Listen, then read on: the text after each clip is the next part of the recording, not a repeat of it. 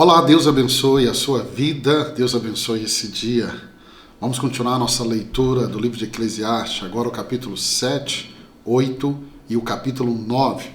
Capítulo 7 de Eclesiastes, livro escrito por Salomão. Qual que é o propósito deste capítulo 7? Oferecer reflexões sobre a sabedoria prática e a conduta de vida. O capítulo 7 ele semeia muito ao livro de Provérbios que nós já lemos. Salomão vai iniciar o capítulo destacando que melhor é o bom nome do que o melhor unguento, e o dia da morte do que o dia do nascimento. Eclesiastes capítulo 7, 1. O bom nome é melhor do que um perfume finíssimo, unguento, e o dia da morte é melhor do que o dia do nascimento. Aqui o que nós vamos ver, e a minha própria Bíblia, tradução da NVI, traz o título do capítulo 7 como A Sabedoria. Então o capítulo 7, ele tem essa porção de sabedoria, aqui no capítulo 7 de Eclesiastes, que nos lembra muito do que lemos em Provérbios. E aí ele continua e ele afirma que é melhor ir a uma casa onde há luto do que uma casa onde tem festa, pois a tristeza do rosto melhora o coração. Esse versículo ele é muito interessante, verso 2, é melhor ir a uma casa onde há luto do que uma casa em festa, pois a morte é o destino de todos, os vivos devem levar isso a sério. Pensa num capítulo, se eu posso te dar um conselho, leia ele com muita calma. Eu, como pastor, e uma das incumbências pastorais é o ofício fúnebre, e eu já fiz centenas. E quando você vai a uma casa onde há luto, todos que estão ali presentes pensam na vida, pensam no que está acontecendo, pensam em como eles estão vivendo. Verso 2, ele termina dizendo assim, os vivos devem levar isso a sério. A Bíblia vai nos mostrar, e Provérbios, eu lembro bem, Salomão já falou, a vida é muito rápida. Na carta de Tiago, irmão de Jesus, ele diz, a vida é como a neblina que aparece e desaparece. Então eu e você temos que levar isso muito a sério. Por quê? Porque a morte ela chega para todos. Para todos. E a Bíblia vai nos declarar na carta aos Hebreus que ao homem compete morrer uma vez só, vindo depois disso o juízo. E aí Salomão continua e aconselha sobre a importância de ouvir a repreensão dos sábios em vez de ouvir o cântico dos tolos. Isso é muito interessante. Verso 5, como eu disse, capítulo 7 de Provérbios, se eu posso te dar um conselho, leia ele com muita calma, grife esses versículos. Olha o verso 5. É melhor ouvir a repreensão de um sábio. A pergunta é, você gosta de ser repreendido? Nós temos a tendência de não gostar de ser repreendido, mas ele diz, é muito melhor ser repreendido por um sábio do que ouvir a canção dos tolos. Quando ele usa essa expressão, canção dos tolos, isso é te lembrar o momento na Bíblia que você entende o que ele está dizendo. Quando Davi está voltando da guerra, as mulheres cantavam, e os cânticos dela Saul matou milhares, Davi matou dezenas de milhares. E o cântico delas não era verdadeiro. Porque o relato bíblico é que Davi tinha matado Golias. Muitas vezes as canções, elas podem nos enganar. Então tome muito cuidado, porque você pode correr da repreensão, mas pastor, ninguém gosta de ser repreendido, mas a repreensão de um sábio te faz crescer. A canção de um tolo te engana. E ele continua dizendo aqui, ó, até o verso 14, ele vai abordar a transitoriedade da prosperidade e da adversidade, ensinando que Deus fez tudo um quanto o outro, para que o homem não descubra nada do que há de vir depois dele. Olha o verso 14, que lindo. Quando os dias forem bons, aproveite-os bem, mas quando forem ruins, considere. Deus faz tanto um quanto o outro, para evitar que o homem descubra alguma coisa sobre o seu futuro. Então, o dia bom vem, quando vier o dia bom, celebre, aproveite, dê risada, curte esse momento. E quando vier um momento ruim, saiba que ele também vai passar. Ele não é eterno. Ele vai passar. Ele vai passar. E aí Salomão caminha para encerrar o capítulo 7 e ele reflete sobre a complexidade da sabedoria e da justiça, reconhecendo que A verdadeira sabedoria é difícil de alcançar. Verso 24, aqui ó, a realidade está bem distante e é muito profunda. Quem pode descobri-la? Então, pastor, mas como que eu alcanço a sabedoria? Todas as vezes que você pensar em sabedoria, vá para o Novo Testamento, na carta de Tiago, ele diz, peça a Deus sabedoria, que Deus vai te dar sabedoria. Né? Vamos para o capítulo 8. Capítulo 8, o propósito de Salomão é explorar as limitações da sabedoria humana e a soberania de Deus sobre os assuntos da vida. Isso é muito lindo, muito lindo. Porque Salomão começa refletindo sobre a sabedoria e a obediência às autoridades. Olha o capítulo 8. Quem é como sábio? Quem sabe interpretar as coisas?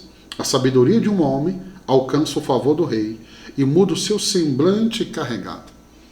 Então ele já nos mostra, que não é novidade, nós já lemos sobre isso, a sabedoria te faz acessar o favor do rei. O rei aqui é o símbolo de autoridade. Por quê?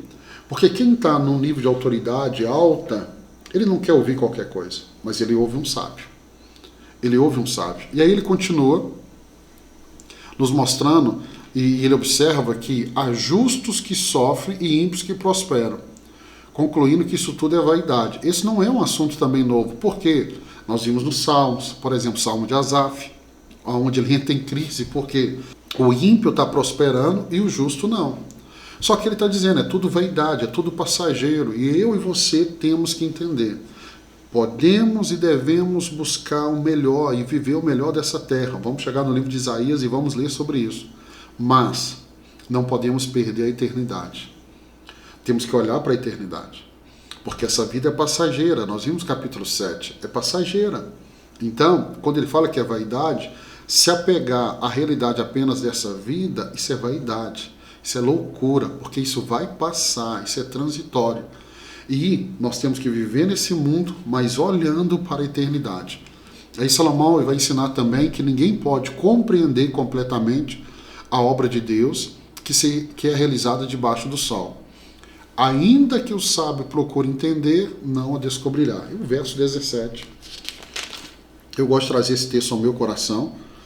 Percebi tudo o que Deus tem feito. Ninguém é capaz de entender o que se faz debaixo do sol. Por mais que se esforce para descobrir o sentido das coisas, o homem não o encontrará. O sábio pode até afirmar que entende, mas na realidade não consegue encontrar. Ou seja, os caminhos de Deus são um mistério. Eu falei que eu trago esse versículo no meu coração porque Deus sempre vai nos surpreendendo. Então, por mais que a gente tenha aí sinais, apontamentos, Deus sempre vai superar a nossa expectativa. Então, entender o que Deus está fazendo, isso é impossível. E às vezes, em meio da dor, a gente está sempre perguntando por quê. A nossa mente não vai compreender os caminhos do Senhor. Pastor, então o que eu faço? Fé. E a fé faz você se render à vontade soberana do Deus que você serve. Vamos para o capítulo 9. Capítulo 9, Salomão destaca a inevitabilidade da morte e a importância de viver com alegria. O livro de Eclesiastes, eu falei com você no início, é um livro mais pessimista. Você percebe que Salomão fala muito sobre a morte. Mas ele quer trazer essa ideia para mim e para você. Eclesiastes é o último livro que ele escreve. Ele já está ali caminhando para os últimos anos da sua vida. E quando a gente chega numa idade muito avançada, a gente começa a pensar realmente na morte, porque a gente já percebeu que a vida passou e passou rápido. Ele começa refletindo sobre a certeza da morte de todos. Olha o verso 1. Refleti nisso tudo e cheguei à conclusão de que os justos e os sábios e aquilo que eles fazem estão na mão de Deus. O que os espera, seja amor ou ódio, ninguém sabe. Todos partilham um destino comum, o justo e o ímpio, o bom e o mau, o puro e o impuro. O que oferece sacrifício que não oferece. O que acontece com o homem bom, acontece com o pecador. O que acontece com quem faz juramentos, acontece com quem teme fazê-los. Então ele está nos mostrando que seja bom ou seja ruim, o destino é o mesmo. Todos nós enfrentaremos, como o apóstolo Paulo ensina, o último inimigo, que é a morte. Por isso, a maneira que vivemos aqui é que vai determinar quando esse dia chegar, porque tem uma eternidade que eu posso viver no céu, a uma eternidade que eu posso viver numa condenação eterna no inferno.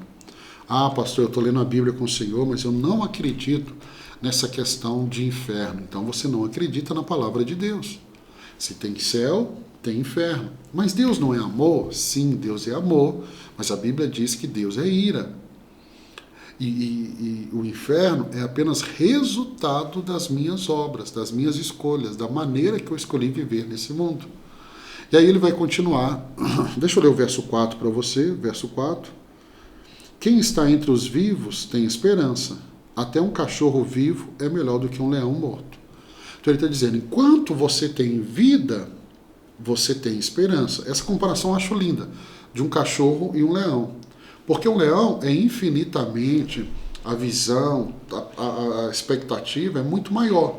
Só que, uma vez que ele morreu, morreu. E aí ele diz, o cachorro vai ter mais valor. Então, um rico, por exemplo, enquanto ele é vivo, top. Mas, depois que morreu, deixa eu dizer algo para você, perdeu o valor. E a morte, ela chega para todos, para todos. E aí ele vai continuar exortando a desfrutar da vida. Esse é um ponto que eu aprendo muito com Salomão. A desfrutar da vida, mas desfrutar da vida sem perder, sem tirar os olhos do autor e consumador da sua fé. Desfrutar a vida não é enfiar o pé na jaca e fazer o que você quer. Não, não, não, não, não. Porque as suas atitudes, as suas escolhas vão determinar a sua eternidade. E aí ele continua. Ele fala que desfrutar da vida é comer com alegria, beber com prazer, valorizar os momentos com os entes queridos. Pois esses são os dias que Deus nos dá debaixo do sol. Eu posso tomar um exemplo para você. Eu estou gravando, o dia que eu estou gravando aqui é Eclesiastes. No dia de ontem, foi um dia mais tranquilo, eu pude, pela primeira vez, ir com a minha filhinha de 3 anos no cinema. Pensa numa experiência gostosa. Isso é desfrutar a vida. Porque daqui a pouco ela vai entrar na adolescência, na juventude, vai casar. Então, desfrutar a vida é ter esses momentos, é sentar à mesa com a família. Porque tudo passa. Por isso que ele vai definir e dizer, tudo é vaidade. E aí ele continua ensinando sobre a imprevisibilidade da vida, reconhecendo que não é dos ligeiros o prêmio, nem dos valentes a vitória. Esse verso 11 do capítulo 9, percebi ainda outra coisa, debaixo do sol. Os velozes nem sempre vencem a corrida.